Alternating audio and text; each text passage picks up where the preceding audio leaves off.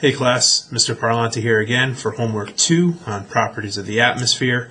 So in class we've talked a little bit about properties of gas. We've looked at some of the gas law simulations. We looked at some of the air puppy model, talking about the relationships between particles of gas molecules and its effect on pressure and temperature and volume and those kinds of things. Now we kind of want to put it in a little bit more context with our atmosphere and the layers of our atmosphere. All right, so we're going to start off here and look at this graph, right? And we know that as you go up into the atmosphere, air pressure decreases. All right, so it's a pretty simple relationship. Now, if we think about properties of gases, as the pressure of that gas decreases, then we expect the temperature to decrease. So we can look at a mountain like Mount Everest, which is actually technically in the tropics or pretty close to the tropics, but it is covered in snow. It has glaciers on top of it. So with high altitudes, the temperature decreases and you can have snow, even in a warm tropical place. So that's an important relationship for us to investigate and for us to discuss. All right. So let's kind of progress on here through the presentation and talk a little bit about the layers of the atmosphere. Now, we're not going to talk too much about where they come from yet, but we're going to at least define them and talk about what actually happens. So the first layer is the troposphere. That's the lowest layer of the atmosphere. It goes up to a height on average of 12 kilometers. For people who want to look at imperial numbers or English numbers, that's like 8-9 miles roughly. All right, and that's actually where weather occurs. All right, as you go up, it gets colder, right? Kind of like what we talked about with Mount Everest. All right, and 75% of the mass of the atmosphere exists in the troposphere, the lowest layer closest down to the surface. That's where we live, in the bottom of the troposphere. That's where all weather occurs. So like this picture here that you see of the cloud, right? That is a thunderstorm cloud, actually something called supercell thunderstorm. It is a weather phenomenon that we observe here on the Earth's surface, and therefore it would be considered to be in the troposphere. That's the actually the only layer where weather occurs. The next layer is the stratosphere. All right, and this is a very important layer for us here on the Earth because that's where the ozone layer is. And ozone is actually a oxygen molecule, but instead of being made out of 2 oxygen atoms, like the oxygen that we breathe, it's actually made out of 3 oxygen atoms that are bonded together. And ozone exists naturally up in the stratosphere, and the purpose of ozone, why it's important to us, is it absorbs ultraviolet radiation. You get too much ultraviolet radiation, you're going to get a sunburn, as many of you have probably experienced, and some of us are genetically given a darker skin with a chemical called melanin, which actually is better at absorbing large doses of ultraviolet versus us lighter or more fair-skinned people. Think of maybe Irish or English descent, people that have a lot of freckles. They don't have a lot of melanin, and they have a harder time absorbing or dealing with large doses of ultraviolet, and those are the people that tend to burn more easily and also have a higher incidence of getting skin cancer. So the ozone layer is obviously important for us on the surface of the Earth. We do get a little bit of ultraviolet that comes down, as the graphic shows, but the UVB, the more energetic stuff, is pretty much absorbed mostly by the ozone layer. So actually a pretty important layer overall. The next layer is the mesosphere. And the prefix meso means middle, although it's not technically in the middle since there's 4 layers, but that's what it means, and that's what its significance is. It's the coldest layer of the atmosphere. It can actually drop down to negative 90 degrees Celsius, right? That's pretty cold, right? And it's actually where the atmosphere becomes dense enough for anything coming in from outer space to encounter friction, like a meteorite, for example. And the friction causes that material to break up and causes what you would know as a shooting star, right? Of course, if it's a smaller piece, dust and little fragments of rock floating around in space, they burn up pretty good. If the material is too big, it can actually strike the Earth's surface as a meteor and maybe leave a crater or something similar that you may have seen in some pictures or things like that. So the mesosphere is there. And then the last layer is the thermosphere. Thermal, think of temperature. It's actually the highest layer. Some texts will talk about the exosphere. We're not going to really discuss it too much. But the thermosphere is actually the warmest layer. It goes up to about 500 kilometers roughly. and it's the warmest layer because it directly receives radiation from the sun.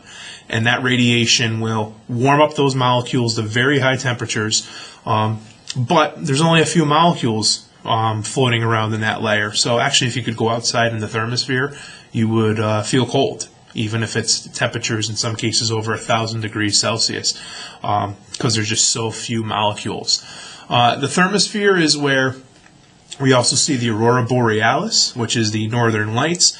So I have a little quick video here. I don't know if anybody's ever seen them, if you've ever been to a place that can experience them, but the auroras are not very common here. We're further south. They tend to be common near the poles, where the Earth's magnetic field is more concentrated, and that solar radiation gets drawn in by the Earth's magnetic field, hits the upper atmosphere, causes those molecules to get excited. They release some photons, and then they glow, and that's what the northern lights specifically are. Kind of a cool picture there coming up, and you can see some of these pictures in video from the International Space Station. You can see the auroras kind of moving around that pretty green there up on the actual horizon. So certainly some cool stuff for us that we can see here in the modern era, thanks to things like the International Space Station. All right, so what do we get out of all of this? Well, if I look at the atmosphere and I graph how temperature changes with altitude, you'll notice that at some points it's decreasing, at other points it's increasing, and then it starts to decrease again. And that's kind of interesting because, again, we would expect that the temperature should just decrease with altitude because the pressure is dropping. However, that is not the case. Something else has to be going on. So if we kind of summarize, right, although pressure is decreasing with altitude, it doesn't decrease, something must be happening. So what we know right now is we characterize the layers of our atmosphere by how temperature changes with height, and some kind of phenomenon that occurs in each layer. So if we go quickly back to the graphic I was just looking at, we will see in the stratosphere temperature is increasing with height. Well, why is that? Well, the ozone layer is there. So the ozone layer is absorbing ultraviolet radiation from the sun, and that now can be absorbed by those ozone molecules. Those ozone molecules vibrate faster, and then they pass that heat onto the surrounding. So when you go up into the stratosphere, you'll see temperature decrease with height, right? Even though the pressure is actually dropping. So that's a good example of what's happening and why it's specifically important. So, of course, the sun is an important piece. Without the sun, we wouldn't have weather. And there are a couple things that we kind of want to tie this to that. So maybe you've learned in some of your other classes, you learned about electromagnetic waves. Electromagnetic waves are basically light. Some forms of light we can see, most of it we cannot see. Radiation transfers heat, energy. Oh, I got a little bit of music going on there. I'll have to close that up.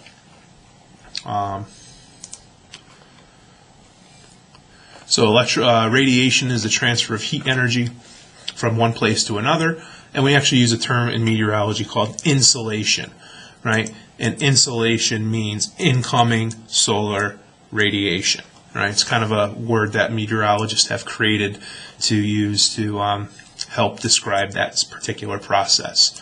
All right, so the sun warms the Earth. All right, so here's the electromagnetic spectrum. There's the visible stuff that we see, and then above and below the visible light, you have different wavelengths or frequencies, depending on how you're looking at it. So you got microwaves, you got infrared, radio, and then higher frequency stuff, you've got ultraviolet, X-rays, and gamma rays. Now, fortunately for us, the atmosphere is very good at filtering out these guys, right, whether it's in the thermosphere or the stratosphere, and that's why those layers get warmer with height, because they're absorbing that energy. And then the stuff that makes it down is usually a majority of the infrared and the visible light, and those forms of energy that are responsible and important for creating our weather. Okay, so let's jump ahead here a little bit. We have energy that comes in from the sun. As you can see from this graphic, very little of it is actually absorbed directly by the atmosphere, right? Looking at this picture, it's something like 20%. Actually, no, 20% is absorbed by clouds in the atmosphere. 20% of it is reflected by clouds, and you'll see most of it, a little bit more than 50%, is actually absorbed directly by the Earth's surface, right?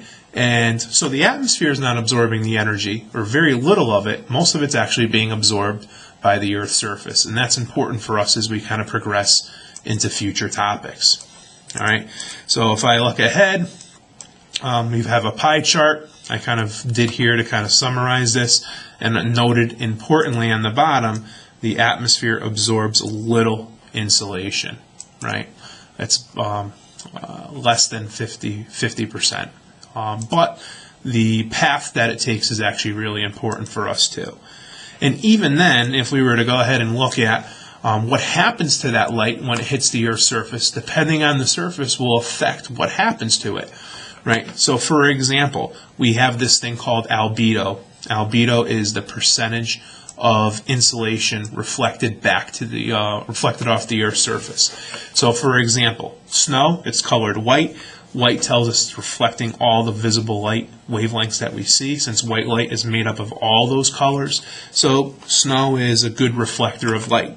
Okay, where asphalt, very low albedo, it absorbs solar energy pretty well, which is why, you walk on blacktop in the summertime barefoot, you're going to realize that it probably wasn't a good idea to walk across blacktop barefoot, because it is a good absorber of solar energy and has a very low albedo. Okay. It's also a reason why if there's a lot of snow cover in the wintertime and it's sunny, a sunny day where the Earth is covered by snow is going to be colder than the same sunny day where there's no snow on the Earth's surface, because that white will reflect a lot of that light back to the Earth's surface. So that's an important piece for us to think about and remember. All right, and then of course, when we talk about solar energy, we also talk about the greenhouse effect. You've probably learned about it before in other classes, whether it was in environmental science, maybe in IPS. There are certain gases in the atmosphere that are good at absorbing infrared, which is a type of radiation the Earth releases after it absorbs solar energy and wants to go back out to space. And these greenhouse gases are good at absorbing that infrared energy and preventing it from going back into outer space. All right, and the greenhouse effect is actually kind of a good thing, right? If we didn't have a greenhouse effect, we would get a lot colder at night. More of that energy would go out. Our climate over time goes back and forth between hot periods and cold periods. And actually today we're up to about 0.04% CO2 in our atmosphere. That's 400 parts per million, and that's actually the highest in recorded history for the planet. So we can talk about that issue environmentally. We're not going to spend too much time about it, but this last slide is really good because it's a nice little graphic about what happens to that energy when it comes in. So some energy is absorbed by the Earth's surface. So if we were going to kind of do this step by step, this would be step 1. Sunlight comes in. Some is absorbed by the Earth's surface. Step 2, some of it's reflected. That's our albedo, or some of the stuff reflected by clouds. And then that energy absorbed by the Earth's surface. The Earth's not hot enough to give off bright light or visible light like the sun. It gives off infrared. And then it's some of those greenhouse gases that keep that energy inside. All right, I'm going to wrap this up here. Hopefully this makes some sense. Let me know if you have any questions, and we'll talk to you guys soon.